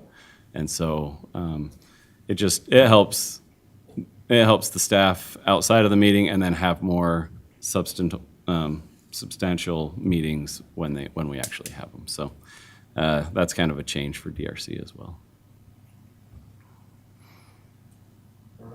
All right, department head reports, let's see, Paul? Just a couple of things. A lot of this is Wes and his coffee shop work, but no, Video Blaine Rupp, he promised me that the intersection of 1200 South and Tremont Street will be done Thursday. That way we can get that intersection swept good and cleaned up before the Memorial Day celebration. So, that's an entryway. A lot of people will be down there. Second, this update, many of you've heard about the county's culvert failure that goes across. We have a water line that goes across it, working with the county. We have actually, so that they could open that channel, we capped our line on the east side of the canal for now. The county's got a group, we're going to come in and span the canal with a steel casing and run a pipe through it and reconnect, so we'll be able to deliver our water throughout the season, because that will not be replaced until the canal's out. And where's it at? I don't. It's High School Road, 12,000 north. Oh. High School Road on the east side of the state highway. It's that weird angle that goes across there, you know, the canal. The bridge used to go straight and then the road turned. But yeah, it finally gave way. And there's a lot of back and forth, but the county's good to work with. They'll hold us harmless. They'll replace that temporarily and then replace that permanently once they get a new culvert in and stuff. And so luckily no one's without water, you know, there's no The water problems right there. now where you block that off, it's going to be coming from Bothwell. Yeah, we're bringing a little bit more water in from the district just to make up what we will not be bringing in there until we get that new line across, which this is a great time. I mean, as far as having a canal in, this is a great time because water use isn't up yet. It's cool enough, people aren't using a lot, but it's mainly to help compensate what posts might be pulling. We're pulling a little extra water through the Conservancy District, so. But just thought you know, you probably heard rumors and you might hear more, but county's been great to work with. No problems there. Justin, you have anything for us?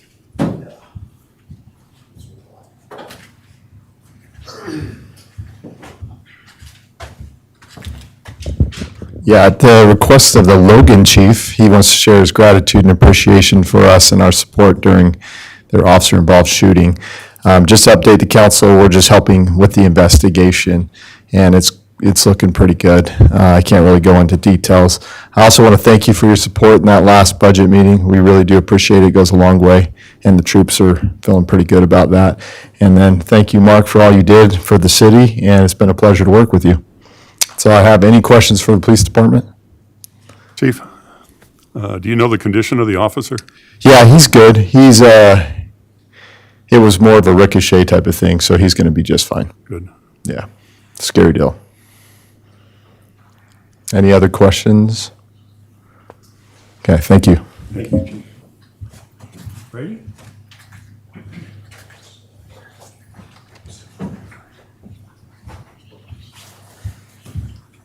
A couple things to share. One, I want to give you an update on the Max Drive-In restaurant fire, just so that you're aware. I met with we had the state fire investigator come up, help us with the investigation with our team. All of that's gone really well. Then the insurance company sends a fire investigator. I met with him on Monday, and then I met with him again today. There's a piece of bad news from him is that he's representing the insurance company. The insurance company is going to pay for the restoration of the restaurant as they're compelled to do as the insurance company. But the insurance company believes that the company that cleaned the hood, the grease hood, has culpability for the cause of that fire. So the insurance company will pay, but they're stopping the construction, they're stopping the restoration, while the two insurance companies, the company that insures the hood cleaning company and the company that insures the building, go through a process of arguing over who ultimately is going to pay. So I wanted you to know that's what's happening. I saw that as a disappointing, unfortunate development that I wanted you to be aware of, so that you know why nothing is happening there. No more restoration, no more cleaning, no more development until after those two insurance companies figure out who's going to pay for the loss. Well, the insurance company that insured the building will pay for the loss, but they want to go after the hood cleaning company to recoup some of their cost. So that's going to put the brakes on the development of that process. And as I sit here and I listen to you as a council talk about wanting more restaurants and more development on Main Street, and one of our keystone businesses on Main Street is going to be out of commission for what we believe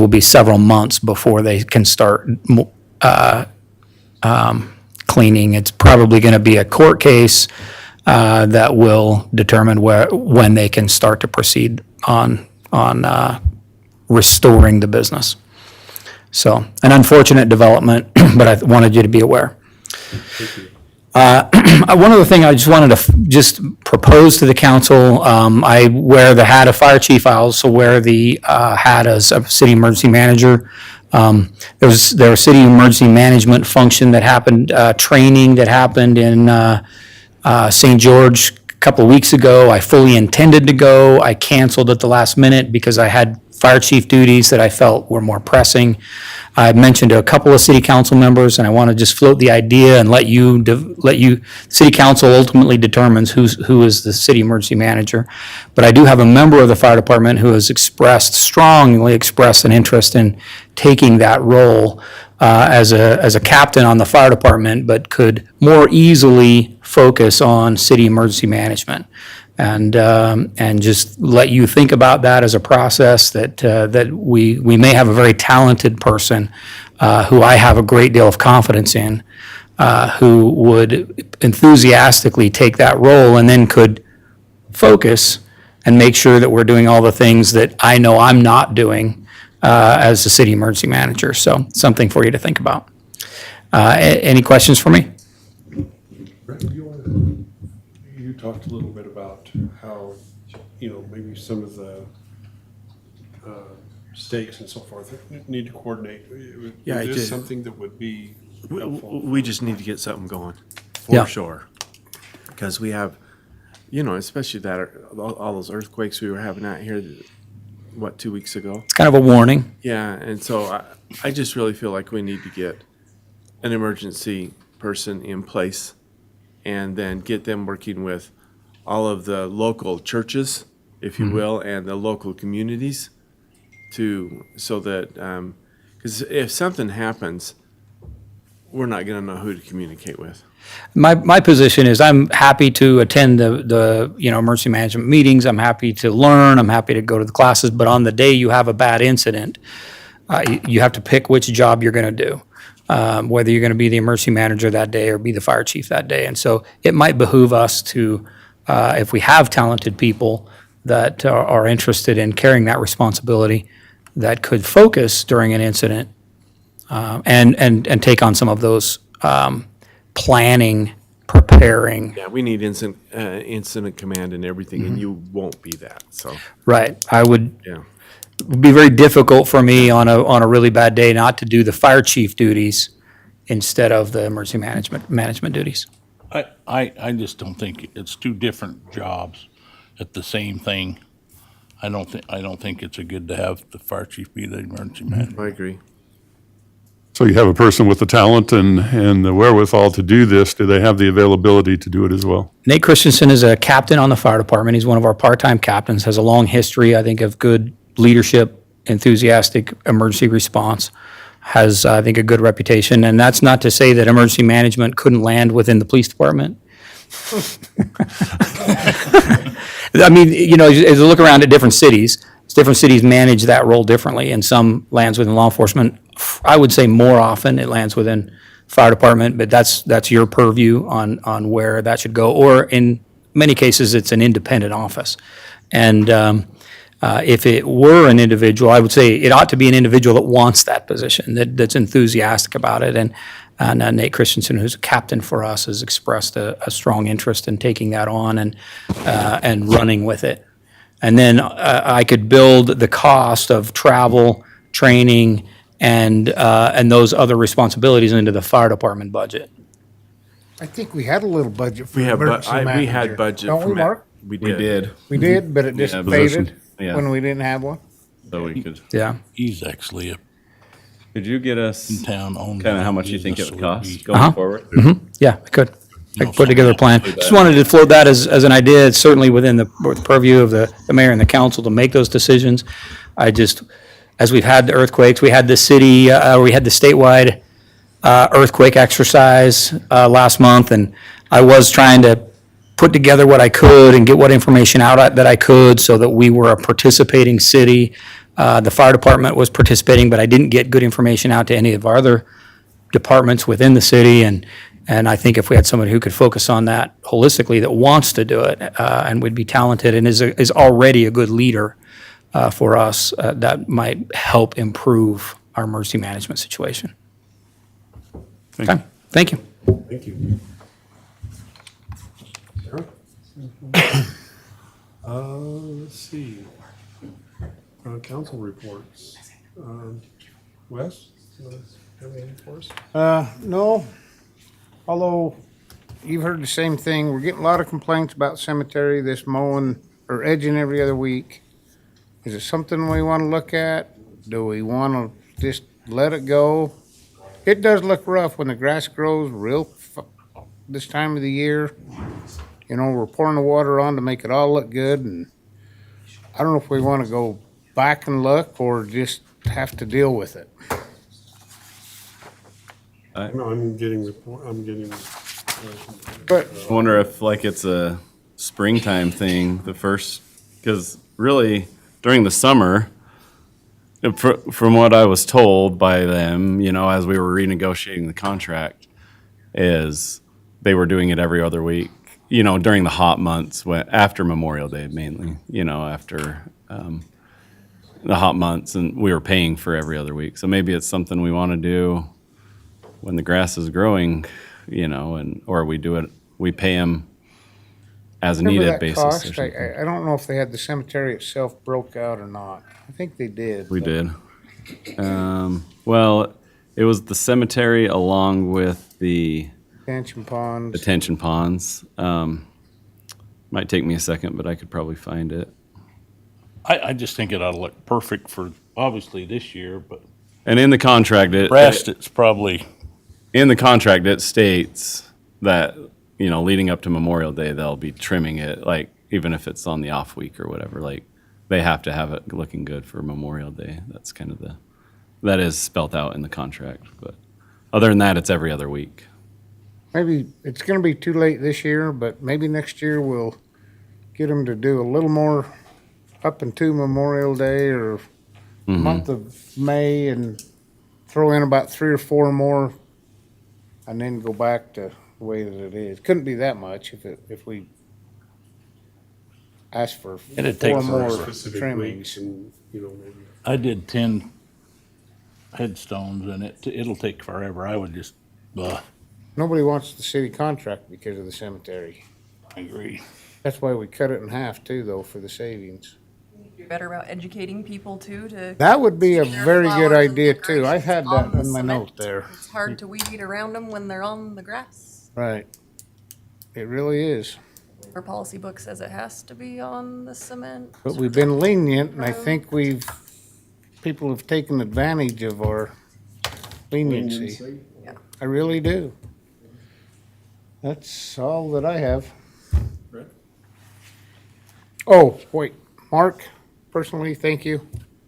I'll see you next week, but Yeah. you've done a great job with Parks and Recs. You brought that, I believe, up many levels since you've been here, and if you'd have stuck around, you could have brought the city manager up several levels, but we do wish you the best of luck, and we'll miss you. Thank you. Thank you. Thanks, Mark.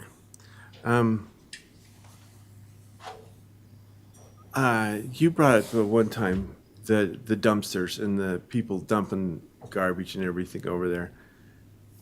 Are we reevaluating that? We haven't got the total bill on that yet. I want this year's, how much they fined us for tires and things like that. But when it comes, we got till the fall. And I don't know if doing it twice a year is a good thing personally, but At one time, didn't we, can we just say, take a Saturday or something, just pay and let citizens go and take their own garbage, or I don't are know. there some other things we can do that, Yeah, we need to look at it. I mean, yeah, we tried to move it, and then for some reason, this time it got moved back to Saturday. When it's on a weekday, we can keep a better eye on it because we're in town. You know, crews are always around. You know, it was discussed maybe putting them down at the Public Works and someone watching them, but that's manpower, you know. So I think, like Wes said, when we get the bill, we'll reevaluate, see if we Okay. can come up with some ideas. Yeah, We used to only do it once a year, now we're doing it twice a year. I mean, it's a great And thing. The problem is it's like when I had the wood pile open. It was open to the public, everybody and their dog from around the county. I wonder if that's going on with our dumpsters. If we can control it better and keep it for the citizens that are actually paying for it. Right. Yeah, so I agree with you. I agree with you guys looking into a different solution if you need it. We're giving it thought and we'll bring something to the city council. So I'd like to, for the next the next meeting we have, the workshop, can we add a follow-up on the town hall meeting and where we go from here? As part of that Yes. workshop meeting? And then also I'd like to put on a follow-up to, someone needs to follow up with the state on the statute on those churches. And so Mayor, if you want to assign someone to do that or whatnot, but I think we ought to find out what we can do to encourage more restaurants downtown. I wonder if that's something, would you be willing to, you've already done some work on that, Jeff. I wonder if you That'd be fine. would be willing to follow through with that a little more. Okay. So anyway, yeah, if we could follow through on those, that'd be great. bet. Thank you. And thanks, Mark. Yeah. I found the price difference. So it's the number of billings cycles we have it's 8 per year. And it's about $2,500 more per billing cycle, so per month. It's $20,000 overall in the contract to do it weekly instead of biweekly. $20,000 overall to do weekly. To do it weekly instead of biweekly. But if they did it like the first billing cycle or the first and second billing cycle, then it would be about $5,000 more, you know. It's just been, seems like it's been more prevalent this year, the complaints. Oh, we've had a lot of growth. Yeah. A lot of growth. Good rate. I just want to thank Mark. I mean, I've been new to it, but I've been around a while, and thanks for what you do, and you can still change your mind. Thanks. Thank you.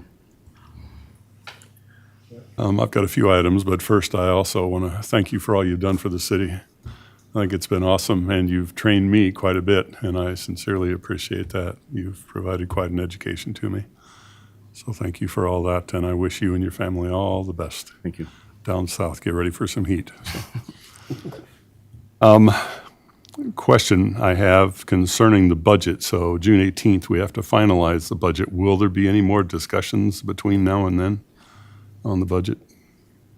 So regular meetings would be June 4th, and then June 18th would be the final. So I didn't feel like coming out of the last one, there was a lot of, I'm sure you needed to digest it and read more up on it, but I added what was proposed, and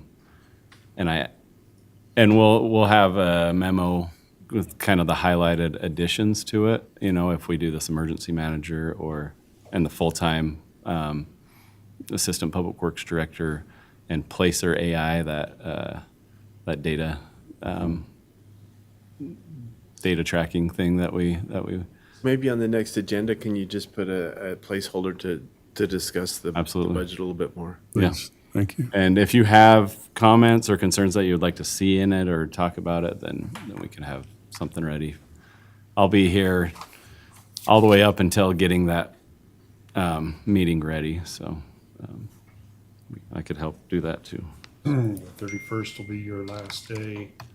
That'll be the day we'll put you to work to get the agenda ready. Long day.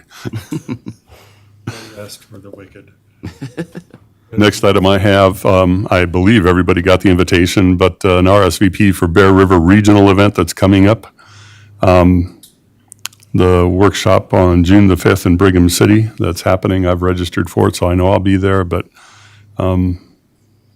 I Are you ready to subdivide some of their topics? Moderate income housing plans, which is the main thing I'm going down for, budgeting for infrastructure and crisis communications. So like I say, I've signed up for it, and if anybody else is going, great. But just wanted to throw that out as a reminder. Because I share them, as people share their thoughts with me about different issues and concerns, I've received a concern about the market taking place, and somebody who tried to get a space and wasn't given one and is asking if there's an appeal process or something else going on. And if I could talk to you about that later, that would be great. We can do that. The farmer's market? Correct. Is that what you're talking about? Mhm.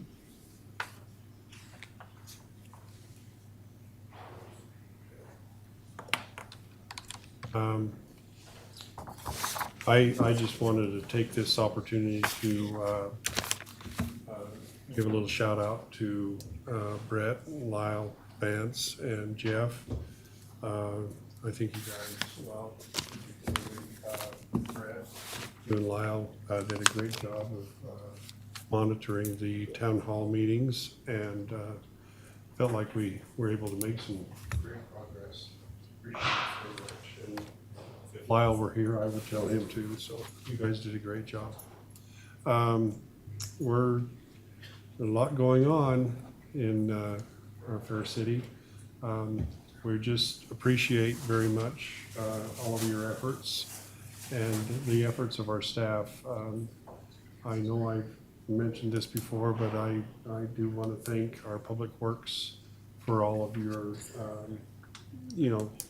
Rusty, you and Wes have done a great job of getting this ready to go on Memorial Day, and I have no doubt that things will look great over there the day we on the 27th.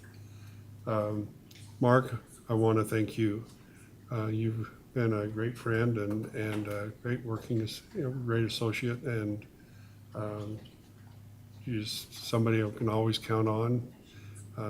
We just appreciate you very much, and we wish you the very best in your endeavors down in sunny St. George and town of Ivans.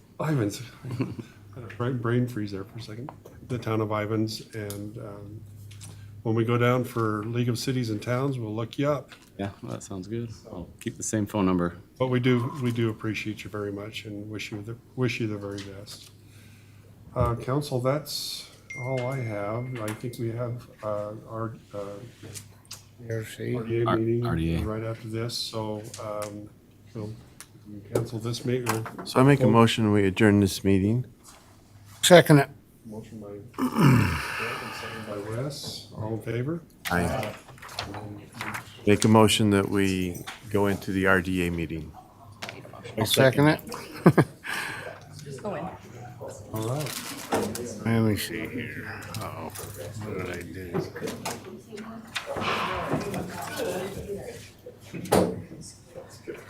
This is council approval of the agenda.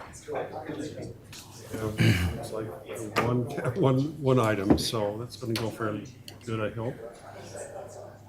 Approval of the agenda. I'll make a motion, we approve the agenda.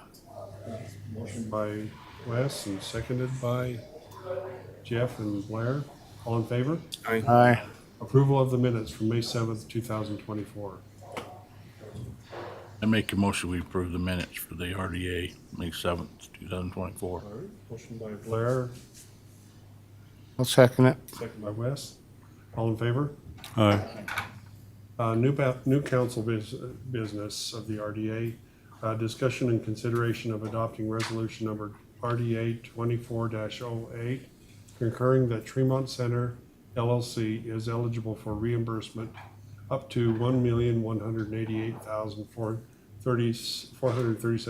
$1,188,437.55 as of April 30th, 2024 for primary improvements cost consistent with the restated property tax increment reimbursement agreement between the Tremont City Redevelopment Agency and Tremont Center LLC for infrastructure improvements as adopted by resolution number RDA-16-02.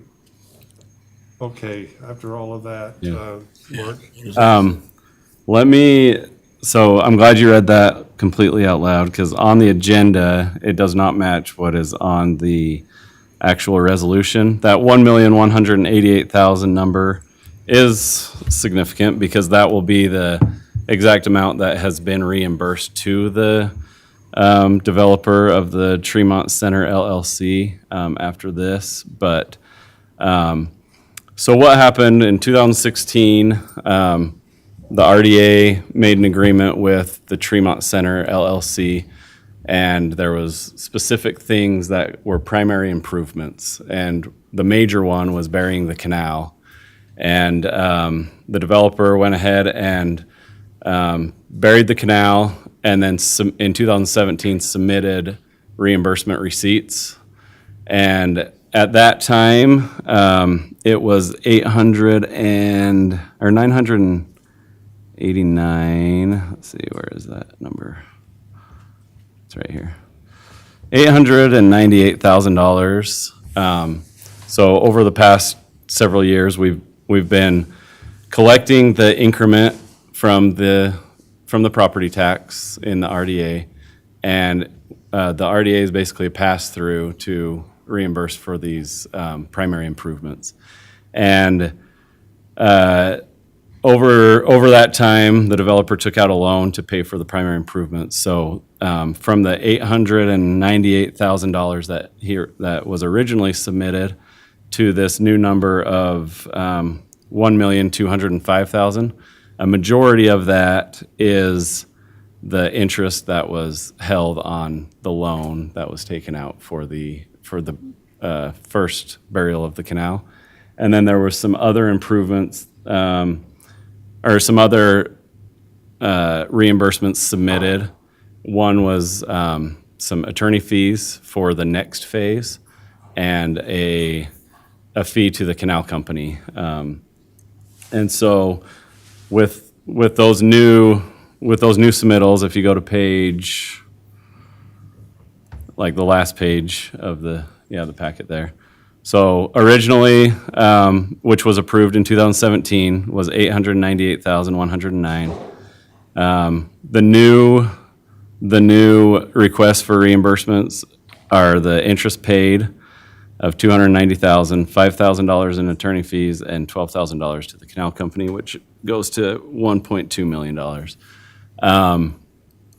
So to give up to this point, do you have any questions on that? So right now, basically, the developer's asking to be reimbursed the 1.2, and that's all in agreement with the agreement that was made in 2016, that if he pays for these primary purchases, he's the first right to receive the reimbursement. He does have a cap on how much he can be reimbursed, and that cap is $1,884,000 in primary reimbursement costs, so the canal burial, and then another $234,000 in secondary costs, which are, let's see, Mike. There. Oh, what are some of the secondary improvements that could happen? I can't remember those ones, but I know the burial of the canal is basically going to take all of the primary. Yeah, I think it was to stuff on top of the canal improvements as far as improving what we put on top of the canal. Okay, like some landscaping and sidewalks. And that was what was originally contemplated. Yeah. And so, overall, the developer has submitted $1.2 million worth of primary improvement receipts. He can submit another $678,000 if we bury the rest of the canal or the next phase of the canal. But that is the cap, is $1.884 million, and then another $234,000 for secondary improvements. So it all falls in line with the agreement that was signed by the RDA in 2016, and it's more of an administrative, it's more of the developer just submitting the receipts the way and, you know, the receipts are for primary improvements, so. That's what this is to allow us to record that he submitted more receipts, and then the tax increment will continue to go to the developer until he's paid off for the maximum amount of the primary improvements that would come. So we paid $898 already. We are close. We will have paid $898 so we got a new check this year. And it was, let's see, how much? $298,000. And I think you were owed like $60,000. And so that we had paid all the way up to almost the $898, like $830 or something. And so with this new round of receipts, then it would take the rest of that $298,000 check. Then do we have other funds sitting in that RDA? Yeah, the other funds that come from the RDA. So the only way the RDA gets the money until the primary improvements are all reimbursed is through transfers from the general fund and then interest made on what's sitting in there. And grant money if we went out for grants. We've got, the intent is to try to take some more out of the general fund this year in the budget and put into the RDA. Yeah, so over time, the city's put in,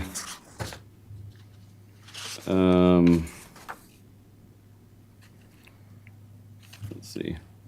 Over time, the city's put in 1.9 million in capital contributions into the RDA. 1.9? 1.9, but we've paid for like $350,000 to buy those houses and demolish the houses that were there. So once the developer's reimbursed, then we get that $350,000 back. That's the first right, and then it will move to the secondary, improvements. Yes. Would you explain the interest that's up on the screen right now, the $290,000? So we got the money, it earned interest? No, this is to pay for the initial burial of the canal.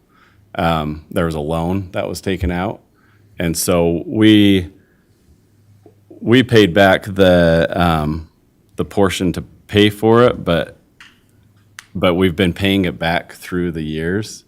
So the first year we only paid like $30,000 or something on a how many $1 million loan? Yeah, $900,000. $900,000 loan. Yeah. So we paid $30,000 the first year, and then $90,000, then $95,000. So up to this point, he'll get the loan paid off, and the interest that was held on that loan. My real question then is, so we pay the interest back. Did we earn the interest on the money while we've been holding it? Was it revenue neutral, or is this costing us? We were never holding the money. I spent the money to bury the canal. Yeah. So the $290,000 is coming out of the city coffers? It's part of the RDA. But that's city money. No, it's tax increment money. It's the tax increment, yeah, so it's the money that is received from the tax increment within the RDA, which was contemplated. Which originates from where? As a primary improvement. And where does that money originate from? The tax increment that was within the RDA, within the boundary of the RDA. So the public's paying that? No, so That's what I'm trying to figure out what well, the way it works originates. is the increment, so the tax base was the same no matter what. Then if we built something, then the city got 25% of the tax revenue, and the remaining 75% was then used to bury the canal. And as part of that was the interest, as we agreed to do the loan, if we could get interest on the loan, which turned out to be a great thing for the city and everybody because interest rates were much higher than the 6%. You know, we've had 30% inflation during that time period. But so the increment, which is the taxes on the buildings that weren't there, paid for it, if that makes sense. But there was still $300,000 with interest on $900,000. Can I jump in and clarify a little bit? Yeah. Please. So when under state law, whenever there's a redevelopment agreement, it's basically a contractual arrangement between the developer and any entity that participates in the redevelopment agreement. In this case, I do believe the county and the school district participated. Yeah, we have, and the mosquito abatement, we have. And so what there is an agreement by the city, the county, and the school district to forego tax collection on a portion, on the increment. And you assign out how much increment. And you could make an agreement to pay that, you can make an agreement to pay that increment to the developer so that there is growth that happens. So for the term of the agreement, the property taxes that these entities receive remains constant. The increment that's collected each year is then eligible to be repaid according to the terms of the agreement. So the developer has to fork out all of the costs up front to satisfy the terms of the agreement. Because in almost every single agreement, there is a fairly large, substantial development to grow, cause the property tax base to grow for the increment to exist on. Then, over the course of time, the taxes that are collected each subsequent year get paid back to whoever the agreement's with, and in the structure of what the agreement says. And so it basically forces anybody doing the development up front to come up with some source of that money, whether it's their own personal money or a loan, in this case, it sounds like. And the agreement can specify that it'll repay the cost of the development plus any interest that the developer incurs. And so all of this is foregone revenue. And the big thing to point out is it's the growth that the developer made in that area. So really, it's the developer, from a certain standpoint, it's the developer repaying themselves, because they're the ones that put all the development in and took all the risk to develop a portion of the city that was deemed, that the city agreed upon needed to have development on it. Thank you. If that makes sense. That helps a lot. So it's not that we had the money, we're just waiting for that property tax to be paid. And any of the businesses that are located out there, they're the ones that are paying that tax, that additional tax, because they're paying that growth amount. That helps a lot. Thank you. So, and he did submit, and I just emailed it to Lindsay. I just didn't put it in the packet because it was like 25 pages, but it's daily how much interest he paid. And it all matched up with when we would give the reimbursement check, he would put that towards the loan, and it would drop the amount of interest for the next year, and then the next year, and then the next. And it's daily. He put a whole amortization schedule out, and we put that in our files with the RDA. The other thing is he's,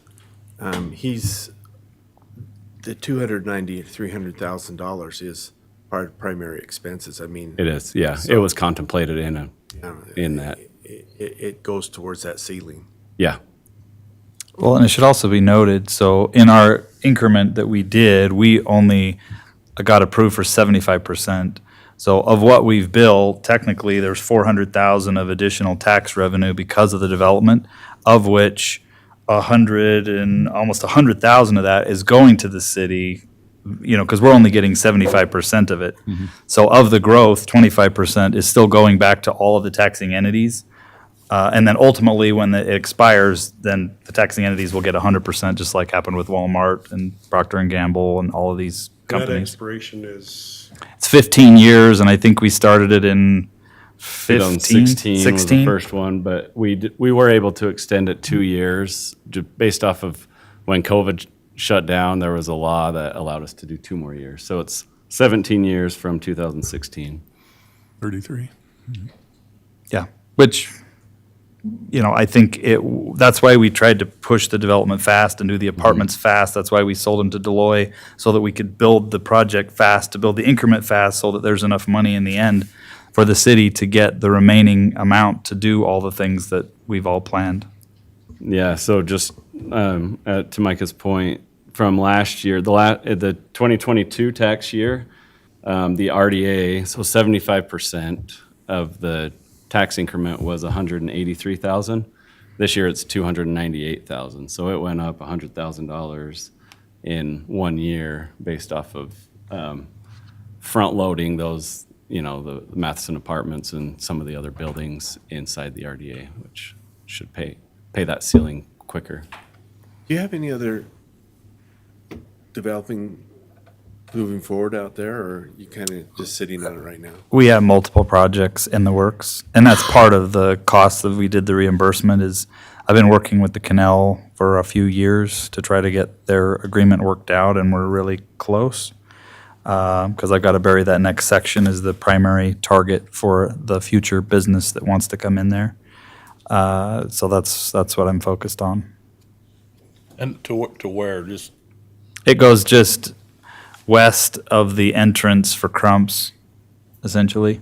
Essentially because, Into there, that road will almost be- to Rondell Robbins' house? Or no, Not that far. so the master road plan moved, if you remember, the road used to be on that side of Crumps, now it's on this side. So the next burial will go just That. west of that entrance, because as part of my agreement, I had 6 years to put that in, and we're in year 4. So I've gotta get that finished as part of the original agreement to do, and because of inflation, there's not going to be sufficient money in the RDA to bury the rest of it. Just because costs are 3 times what we contemplated they would be. So in an effort to make the numbers work, we'll do the next burial, which there still won't be enough money for. But I'll have to figure it out. But that's what we're gonna have to do, is bury that section, and then the following section is just not gonna be able to be buried. And the Canal Company, that's what we've been working through, all these details with the Canal Company. Okay, thanks, Mike. Thank you. Any other questions? All right, we have a resolution on the table right now, number 24-08. I move to adopt resolution number RDA 24-08. I'll oh, By pretty good at Jeff, seconding seconded by together, 2 Wes and seconds. Brett, both. Let's see, I forgot where. West eye. Red eye. Blair, aye. Motion passes. One more motion. Motion we adjourn. Second it. All in favor? Any opposed? Aye. All right. Meeting adjourned. Thank you, everybody. Mayor, if you didn't know at the